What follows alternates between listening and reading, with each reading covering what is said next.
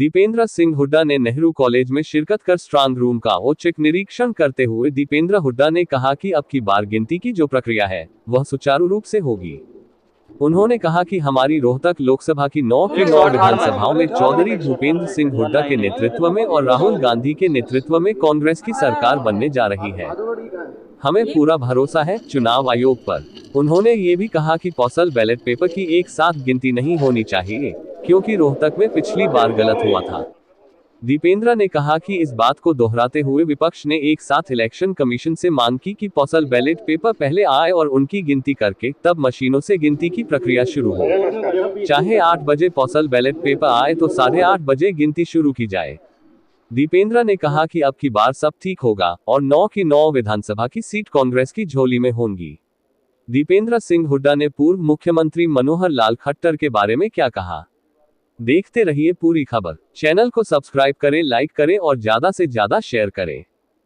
ना सिर्फ रोहतक मगर हरियाणा की 10 की 10 सीट पे कांग्रेस गठबंधन के उम्मीदवारों का ज़बरदस्त शानदार प्रदर्शन होने जा रहा है। हर सीट पे हम जीत की तरफ अग्रसर हैं। मैं विश्वास है और रोहतक लोकसभा सीट से बड़े बहुमत से लोगों का आशीर्वाद मिलेगा, ऐसा मेरा विश्वास है।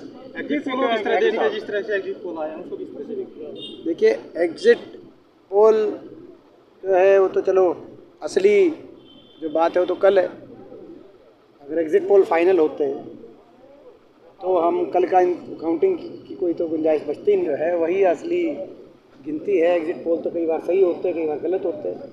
कल की काउंटिंग में हमारा विश्वास है और हमें पूर्ण विश्वास है कि हरियाणा में बहुत बेहतरीन प्रदर्शन कांग्रेस पार्टी का रहने जा रहा है। चौधरी भूपेंद्र सिंह जी हुड्डा के नेतृत्व में, चौधरी उदय भान जी के नेतृत्व में, केंद्र में मल्लिकार्जुन जी खड़गे के नेतृत्व में, राहुल गांधी जी के नेतृत्व में कांग्रेस पार्टी हरियाणा के अंदर एक अच्छा प्रदर्शन करने जा रही है। जिस तरह से 400 पार का नारा दिया गया तो फैला होता दिख रहा है। जैसे काउंटिंग होगी गड़बड़ नहीं होगी। देखिए, पिछली बार जो रोहतक लोकसभा सीट की मतगणना की बात थी, जहाँ तक एक प्रश्न चिन्ह उठा था कि जो पोस्टल बैलेट है, पोस्टल बैलेट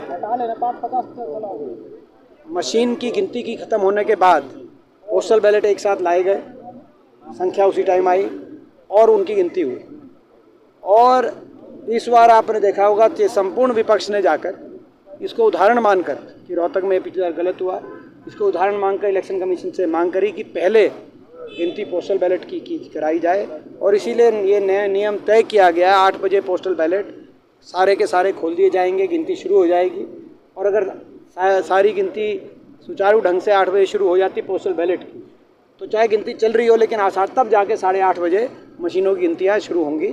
इस जो ये इलेक्शन कमीशन ने कल जो गए था सारा संपूर्ण विपक्ष, जिन्होंने रोहतक लोकसभा का उदाहरण दिया इलेक्शन कमीशन के आगे, तो इलेक्शन कमीशन ने उनकी बात को रखा है और इस बार इस प्रक्रिया को अपनाया जाएगा इस बार। तो मैं विश्वास है कि पोस्टल बैलेट वाला जो प्रश्न चिन्ह है वो नहीं होगा इस बार। सीट कितने मान रहे हैं? हमने कहा कि बहुत 10 की 10 सीट हरियाणा के अंदर, हमने बताई आपको। जिस तरह 400 पार का नारा दिया है, विधानसभा में आक्रामक होंगे जो वेंटिलेटर पे सरकार बताई जा रही है। वो तो खुद ही जो सरकार में है, पूर्व मुख्यमंत्री खट्टर साहब का बयान खुद ही एक तरीके से अपनी हार स्वीकार कर रहे हैं। दोषारोपण करने में भाजपा आ गई। खट्टर साहब कह रहे हैं कि अफसरशाही ने, अफसरों ने, अधिकारियों ने उनका साथ नहीं दिया। तो भाजपा के बहुत से जो संगठन से जुड़े हुए लोग हैं वो और जो उम्मीदवार हैं, बहुत से उम्मीदवार भाजपा के नेताओं को दोष देने में लगे कि उस विधायक ने साथ नहीं दिया, इस विधायक ने साथ नहीं दिया। तो ट्रेलर तो आपको दिख चुका है। और ये भी कहा खट्टर साहब ने कि बोगस पोलिंग। मैं उनसे कहना चाहता हूँ कि पहला चुनाव है जब एक भी बूथ पर रीपोल नहीं हो, उनके तो पोलिंग एजेंट होंगे।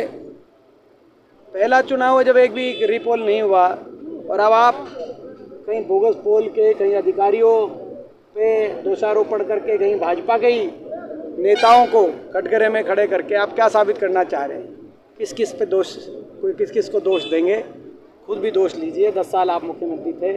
आज प्रदेश में जो हालात बदलाव के बने हैं, मैं समझता हूँ कहीं ना कहीं जो प्रदेश सरकार की जो 10 साल की हरियाणा की कार्यशैली रही, उसका भी बड़ा असर जो भाजपा की का जो हरियाणा के अंदर जो सेटबैक भाजपा को लगने जा रहा है उसमें उसका भी बड़ा भूमिका उसकी रही। 400 पार का नारा फैला होता दिख रहा है, राहुल गांधी ने भी कहा है कि अरे जो है अभी मैंने जैसे कहा कि निश्चित तौर से कल जो नतीजा है वो भी हमारे पक्ष में आएगा।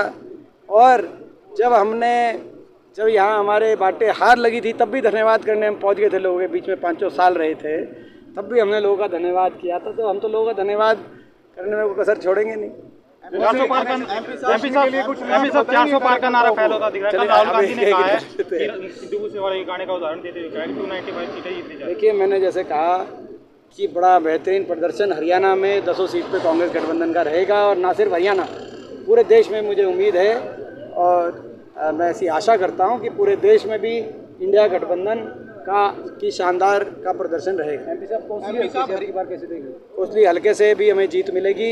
मुझे ऐसा विश्वास है कि 9 की 9 विधानसभा सीटों से मुझे इस बार बढ़त मिलेगी। रोहतक में दिवाली जैसा माहौल हो जाएगा, कुछ लिमिट है जश्न के लिए या अनलिमिटेड होगा सर? वो यहाँ पे जब आएंगे क्योंकि सुबह की गिनती में रोहतक में दोपहर तक यहाँ पे आएंगे, तो जब दोपहर को यहाँ पे आएंगे तो आप लोग अपना लड्डू वड्डू का इंतजाम रखना, तो आपको भी खिलाएंगे हरियाणा के मुख्यमंत्री नायब सिंह सैनी का बयान आया कि राहुल गांधी में बचपन है, उनके पास ना नीति है ना नीयत, कैसे देखते हैं?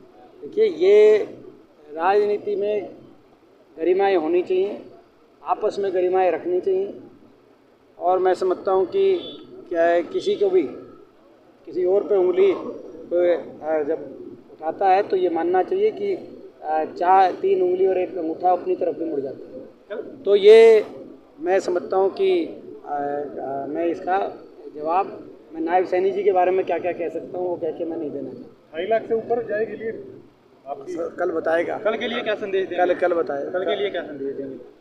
कल का यही संदेश है कि कांग्रेस पार्टी 10 की 10 सीट जीत रही है हरियाणा में और उत्साह में कांग्रेस का कार्यकर्ता सभी ने मेहनत करी है। भाजपा के कार्यकर्ता और नेता घोर निराशा में हैं और ये चुनाव हरियाणा का चुनाव मात्र लोकसभा का चुनाव तक सीमित नहीं रहेगा।